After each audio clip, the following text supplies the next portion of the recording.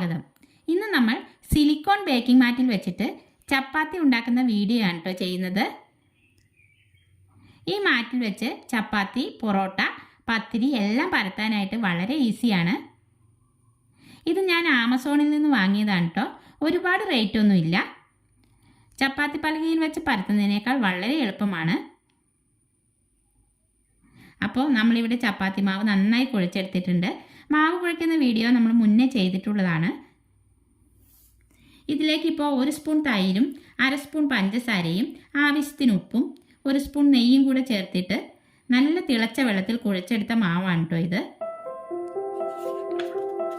ഇങ്ങനെ ആവുമ്പോൾ ചപ്പാത്തി ഉണ്ടാക്കി വൈകുന്നേരം ആയാലും നല്ല സോഫ്റ്റായി തന്നെ ഇരിക്കും. ഇതിന് നമുക്കെല്ലാം ഒരേ വലിപ്പത്തിലുള്ള ബോൾസ് ആക്കി എടുക്കാം.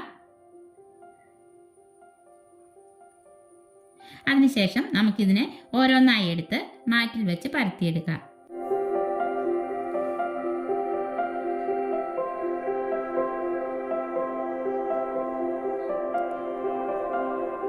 മാറ്റിൽ അല്പം പൊടി വിതറി ഓരോന്നായി നമുക്ക് പരത്തിയെടുക്കാം.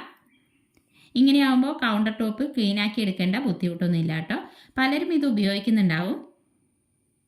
കൗണ്ടർ ടോപ്പ് നന്നായി തുടച്ച് വെള്ളമൊന്നും ഇല്ലാത്തടുത്ത് വേണം ഇത് വിരിക്കാനായിട്ട്.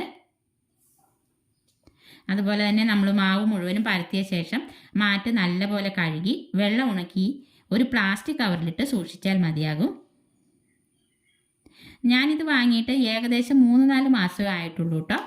വളരെ ഉപയോഗമുള്ള ഒന്നാണ് ഈ മാറ്റ്. ഇതാ നമ്മൾ ചപ്പാത്തി എല്ലാം പരത്തിയെടുത്തിട്ടുണ്ട്.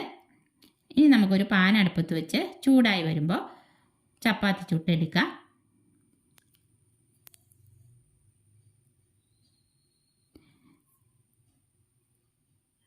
ഞാനിവിടെ ഒരു ചപ്പാത്തി ഒരു പ്ലേറ്റ് വെച്ച് കട്ട് ചെയ്തെടുത്തിട്ടുണ്ട്. അങ്ങനെ എടുക്കുമ്പോൾ നമുക്ക് ചപ്പാത്തി നല്ല റൗണ്ട് ഷേപ്പിൽ കിട്ടും. ഇല്ലേലും കുഴപ്പമൊന്നുമില്ല, നമുക്ക് വീട്ടിൽ കഴിക്കാനുള്ളതല്ലേ. ഒരു ഭംഗിക്കായിട്ട് ഇങ്ങനെ എടുക്കാനേ ഉള്ളൂ കേട്ടോ. നല്ല സോഫ്റ്റ് ചപ്പാത്തിയാണ്. ഇതിന് മുകളിൽ അല്പം നെയ്യോ ഓയിലോ ബ്രഷ് ചെയ്ത് കൊടുക്കാം.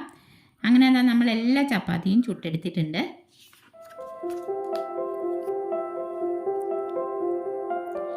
നമ്മളിന്ന് ചപ്പാത്തിയുടെ കൂടെ കഴിക്കാനായിട്ട് അടിപൊളി ഒരു മുട്ടക്കറി കൂടി തയ്യാറാക്കിയിട്ടുണ്ട് കേട്ടോ. മുട്ടക്കറിയുടെ വീഡിയോയും നമ്മൾ മുന്നേ ചെയ്തിട്ടുണ്ട്. അപ്പോൾ ഇത്രയേ ഉള്ളൂ ഇന്നത്തെ വീഡിയോ. അപ്പോൾ ഇന്നത്തെ വീഡിയോ എല്ലാവർക്കും ഇഷ്ടപ്പെട്ടെങ്കിൽ ലൈക്ക് ചെയ്യാനും ഷെയർ ചെയ്യാനും സബ്സ്ക്രൈബ് ചെയ്യാനും മറക്കല്ലേ. അടുത്ത വീഡിയോയിൽ നമുക്ക് വീണ്ടും കാണാം.